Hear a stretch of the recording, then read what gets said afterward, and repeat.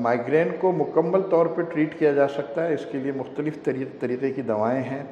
अब तो ज़माना बहुत जदीद हो गया है, बहुत एडवांस मेडिसिन आ गई हैं जो पाकिस्तान में मेरी शायद रिसर्च है, और उससे इतना क्विक रिलीफ मिलता है, इतना लॉन्ग लास्टिंग रिलीफ मिलता है, आप सोच नहीं सकते।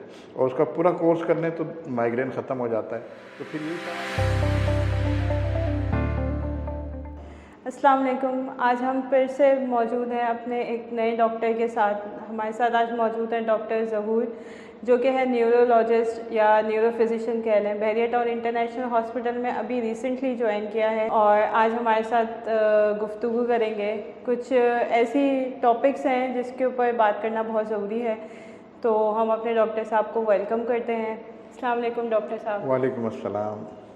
क्या हाल है आपका? अल्हम्दुलिल्लाह, बहुत शुक्रिया, आपने मुझे इनवाइट किया, बहुत शुक्रिया। आज हम बात करेंगे सबसे पहले माइग्रेन के ऊपर। माइग्रेन, डॉक्टर साहब आप मुझे बताएं, आजकल यंगस्टर्स में बहुत ज़्यादा कॉमन है माइग्रेन।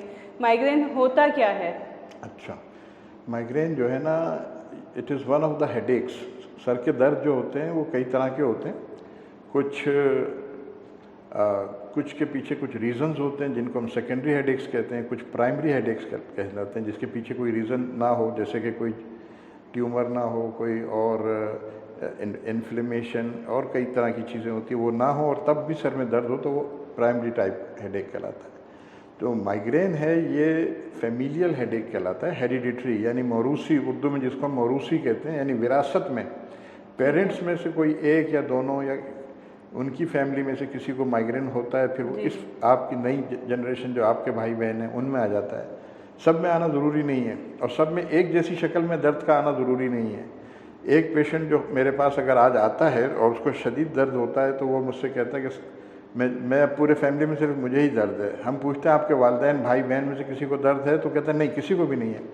हम पूछते हैं क्या बिल्कुल भी नहीं है? कहता है वो तो नॉर्मल सर का दर्द होता है। तो दर्द कोई भी नॉर्मल नहीं होता, आप ये बात याद रखिए। जो तकलीफ दे रही है चीज़ वो नॉर्मल नहीं है, तो वो हल्का होता है, इसलिए उसको नॉर्मल दर्द मान लेते हैं और पेनाडोल से ठीक हो जाता है। जबकि माइग्रेन ऐसा दर्द है जो लोग कहते हैं किसी भी किस्म की दवाई ले लें वो ठीक नहीं होता। तो ये एक थोड़ा से एक इम्प्रेशन ये लोगों का बन गया है कि माइग्रेन एक ऐसी शदीद चीज़ है जिसको कोई दवाई कंट्रोल नहीं कर सकती, सिर्फ इमरजेंसी में जाकर इंजेक्शंस लगाकर और पावरफुल दवाएं, नारकोटिक्स वगैरह और ट्रिप्टैन्स के बगैर ठीक नहीं हो सकता। मेरा अपना तजुर्बा और साइंसी रिसर्च यही बताती है कि माइग्रेन का जो सर का दर्द है, एक तो पहली चीज़ है कि इसकी शक्लें बहुत हैं, सबको एक जैसा नहीं होता। किसी को एक साइड पे होता है, यूनिलैटरल कहलाता है, किसी को पूरे सर में होता है। तो और इसके अलावा कई लोगों को जिस्म के मुख्तलिफ हिस्सों पे उसके असरात पड़ते हैं कि एक साइड पैरालाइज हो सकती है, कॉम्प्लिकेटेड माइग्रेन, हेमीप्लेजिक माइग्रेन कहते हैं उसको। इसी तरह से बाद लोगों को नज़र में मसले आते हैं, किसी को चक्कर आते हैं, तो अलग अलग तरह का होता है माइग्रेन। तो है बहरहाल बीमारी वही है माइग्रेन, लेकिन किस्में अलग अलग हैं। तो इसके अंदर जो असल सबब मैं आपको बताऊँ, आज हम उन 3 असबाब पे बात करेंगे। मुझे नहीं मालूम आपके शायद वो सवाल आगे का हो या ना हो, लेकिन मुझे वो आज बतानी है। अगर आप इजाज़त दें तो मैं वो 3 असबाब बता दूँ, ये चंद असबाब। पहला सबब जो मैं अपने तमाम मरीज़ों को बताता हूँ वो खाने की बेतरतीबी से होता है। लोग सुबह का नाश्ता नहीं करते, ख़ासकर लड़कियाँ, स्कूल कॉलेज की लड़कियाँ और ऑफिस जाने वाली लड़कियाँ, वो नाश्ता स्किप कर देती हैं, उससे मसाइल पैदा होते हैं। अगर तीनों खाने अपने टाइम पर लिए जाएं, नाश्ता, लंच और डिनर, इसके अलावा इन बिटवीन यानी लंच और ब्रेकफास्ट के बीच में कुछ बिस्किट, कुछ छोटे मोटे फ्रूट, कुछ और चीज़ें ले ली जाए ना, अगर केक का टुकड़ा, कोई और भी चीज़, इसी तरह शाम के डिनर और लंच के बीच में कोई चीज़ ले ली जाए, तो उससे आप महसूस करेंगे कि आपके सर जल्दी जल्दी होना जो होता था पहले वो कम हो जाएगा। बाज़ लोगों को रमज़ानों में सर में दर्द होता है, उसकी वजह यही है कि खाली पेट से होता है। तो अगर हम अपने बग़ैर रमज़ान के आम दिनों में खाली पेट को कंट्रोल कर लें तो दर्द काफ़ी हद तक कंट्रोल हो जाता है। दूसरे नंबर पे जो चीज़ है वो नींद की कमी से होता है। लोग कहते हैं हम तो पूरा नींद कर लेते हैं, नींद को सोते कब हैं रात को जी? 12 बजे, 1 बजे, 2 बजे, और सुबह कब उठते हैं? 6-7 बजे उठ के काम पे चले जाते हैं। बाकी दिन में आके दोपहर में सोते हैं। तो टूटी हुई नींद वो मुकम्मल नहीं कहलाती, यूँ समझ लें। पूरा एक ऑन सिंगल स्ट्रेच आप रात को सो जाए, थोड़ा बहुत दिन में नैप ले लें, वो इतना मसला नहीं है। लोग कहते हैं कि हमने पूरे तो घंटे कर लिए, हम 7 या 8 घंटे सोते हैं, 4 घंटे 5 घंटे रात में सो गए, 2 या 3 घंटे दिन में, वो काफ़ी नहीं है। कोशिश करें कि रात को जल्दी सो जाएं, पूरी रात इकट्ठा नींद पूरी करके जी सुबह दिन में आप फ्रेश रहेंगे, सर का दर्द भी नहीं होगा। छोटे मोटा नैप दिन में, जो कैलूला भी उर्दू में कहते हैं जिसको, वो कर लें, वो बहुत बेहतर है।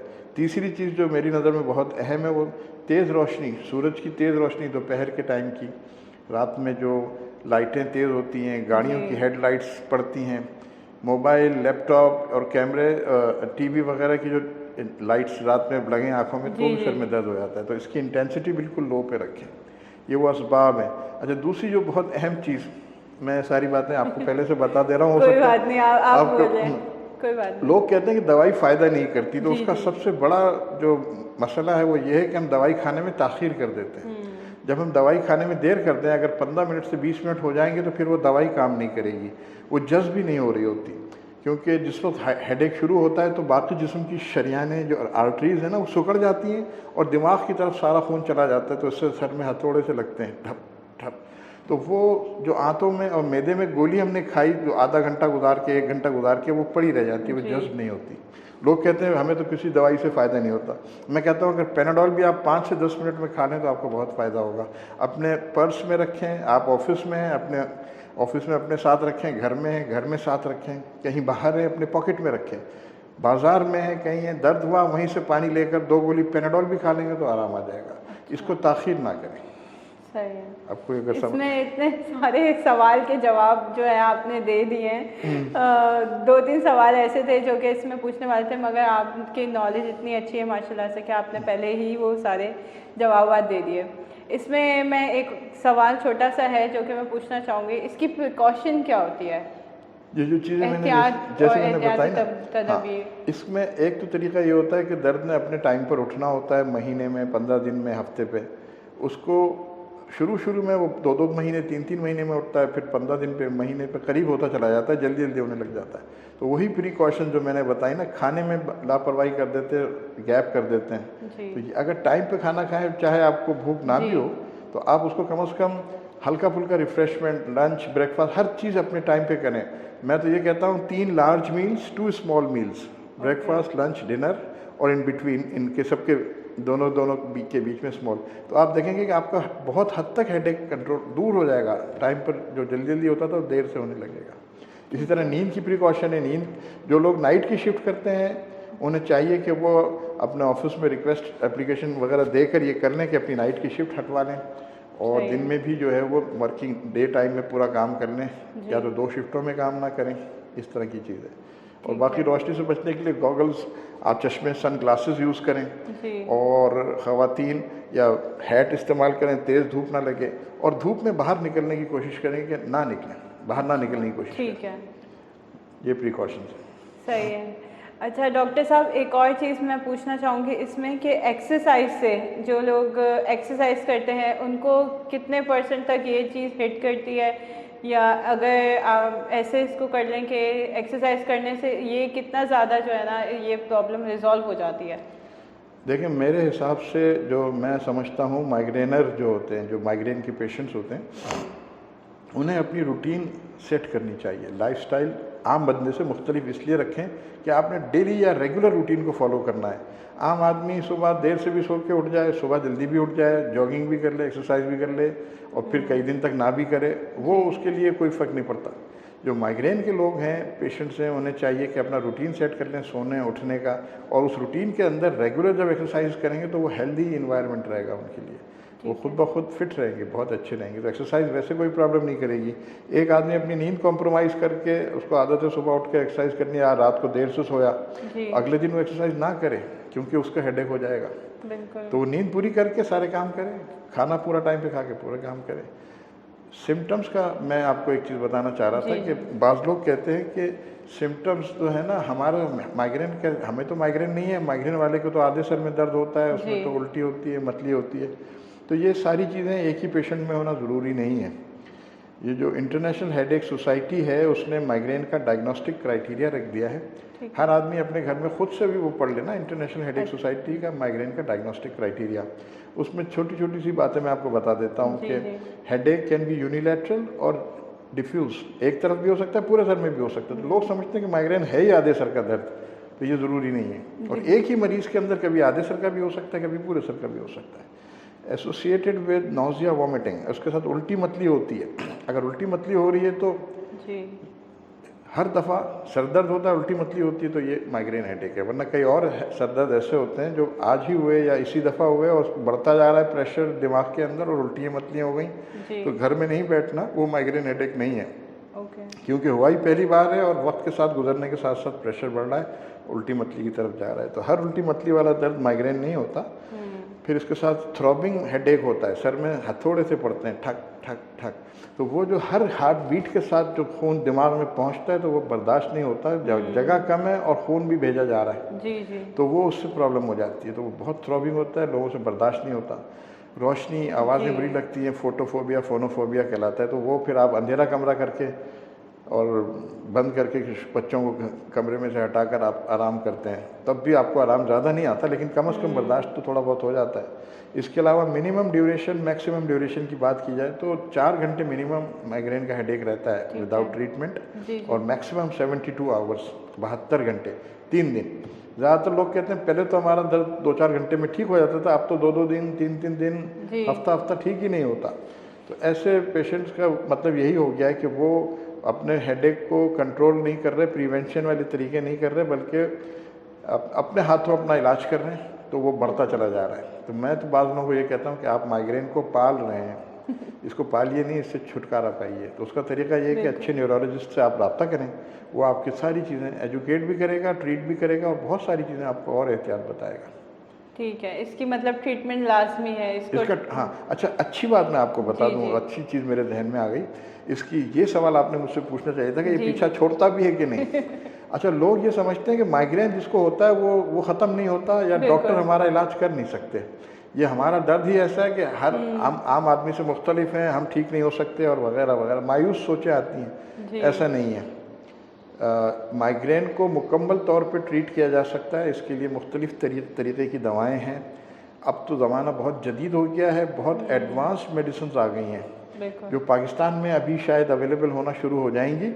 बहुत एडवांस जी-पेंट्स और CGRP की जो मेडिसिन हैं ना, वो बहुत एक्स्ट्राऑर्डिनरी लेटेस्ट रिसर्च है और उससे इतना क्विक रिलीफ मिलता है, इतना लॉन्ग लास्टिंग रिलीफ मिलता है, आप सोच नहीं सकते। और उसका पूरा कोर्स करने तो माइग्रेन ख़त्म हो जाता है। तो फिर यही सवाल आता है कि अगर हमारे पास वो मेडिसिन नहीं है तो क्या हमारा माइग्रेन ख़त्म नहीं हो सकता? बिल्कुल नहीं, आपका माइग्रेन बिल्कुल ख़त्म हो सकता है, अभी भी मुकम्मल तौर पे ख़त्म हो सकता है।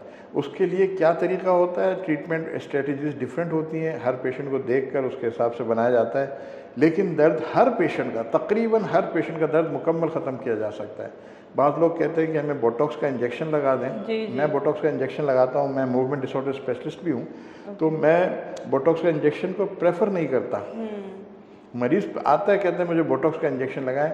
मैंने बाहर जो काम किया है तो उसमें मेरे पास बहुत बड़े बड़े वेल ऑफ फैमिलीज़ आती थी, तो एक ने मुझसे कहा, डॉक्टर अपनी बहन को लेकर आया कि मेरी बहन को बोटॉक्स का इंजेक्शन लगाएं। मैंने कहा ज़रूरत नहीं है। कह रहा नहीं डॉक्टर, हमें कोई प्रॉब्लम नहीं है, आप लगाइए।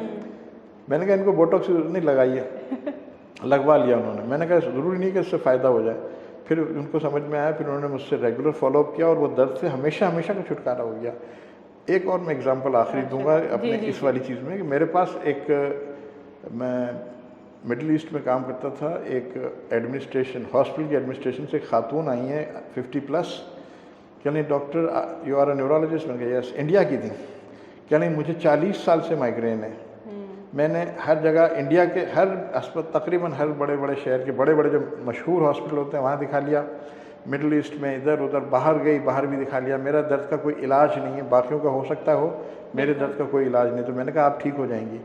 तो क्या नहीं कैसे? मैंने कहा मैं ये दवाई दूँ। क्या नहीं डॉक्टर ये सारी दवाएँ मैं खा चुकी हूँ। मैंने कहा आप मेरे मशवरे पे खाएंगी तो आप ठीक हो जाएंगी। क्या नहीं कोई फ़ायदा नहीं है डॉक्टर, आप समझ नहीं रहे मेरी बात को। मैंने कहा आप मेरी बात नहीं समझ रही हैं। वो बिल्कुल यानी मेरी बात को उन्होंने समझा कि किसी अहमियत ही नहीं दी मुझे ना, वो चली गई। मैंने कहा मगर आप दवाई ज़रूर खाइएगा। चंद हफ्तों के बाद उनसे फिर मेरा इंटरेक्शन कॉरिडोर में हो गया हॉस्पिटल की। मुस्कुराती हुई आई कि नहीं डॉक्टर मेरा दर्द बहुत कम हो गया है। मैंने कहा आप तो कह रही थी पूरा आपने इंडिया देख लिया, सब कुछ कर लिया। कि नहीं मुझे अंदाज़ा नहीं था कि ये ट्रीट भी हो सकता है। ये उनके अल्फाज हैं। तो वो इतनी अच्छी केरला की जो होते हैं ना इंडियन, वो बहुत एजुकेटेड और बहुत सेंसिबल लोग होते हैं। तो वो ये सोच रही थी कि उनके दुनिया में इलाज नहीं है, और हमने सिंपल मेडिसिन जो पाकिस्तान में भी है, इंडिया में भी है, बांग्लादेश में भी हर जगह मिलती है, उससे कंट्रोल किया, क्योंकि उसमें पेशेंट का कोऑपरेशन बहुत ज़रूरी होता है, खाली दवाई काम नहीं करती। हम जो पेशेंट्स को इंस्ट्रक्शन देते हैं, अगर वो उस पर अमल करते हैं तो फिर वो दर्द नहीं होता। जैसे भी हमने कुछ चीज़ें बताई जी हैं जी जी। तो अक्सर लोग कहते हैं हमने ये सारी दवाएँ खाई हैं और आप भी यही दे रहे हैं, तो हम कहते हैं आप इसी से ठीक होंगे। और कोई सवाल हो तो बस वही पूछिए। एक्सपीरियंस होता है, इसलिए हाँ। जो है ना, आपको एक्सपीरियंस है माशाल्लाह से, इसलिए जो है अल्हम्दुलिल्लाह। उनको ट्रीटेबल हो गई हैं। सही तो है। माइग्रेन क्यूरेबल है, हमारे डॉक्टर ने बोल दिया है। हाँ, और आप बिल्कुल। आए और इनसे मेडिसिन लें और अपना माइग्रेन बिल्कुल ज़िंदगी के लिए ख़त्म करवा दें।